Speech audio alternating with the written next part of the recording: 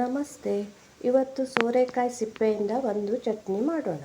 ಸೋರೆಕಾಯಿಯನ್ನು ಬಳಸಿದ ಮೇಲೆ ಅದರ ಸಿಪ್ಪೆಯನ್ನು ಎಸೆಯದೆ ತೆಗೆದು ಇಡಿ.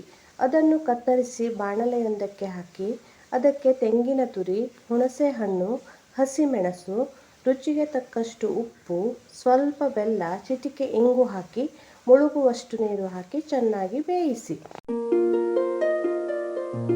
ನೀವು ನನ್ನ ಚಾನಲ್ಗೆ ಹೊಸಬರಾಗಿದ್ದರೆ ದಯವಿಟ್ಟು ಸಬ್ಸ್ಕ್ರೈಬ್ ಮಾಡಿ. ಇನ್ನಷ್ಟು ಹೊಸ ಹೊಸ ಅಡುಗೆ ತಯಾರಿಸುವ ವಿಧಾನವನ್ನು ನೋಡಿ.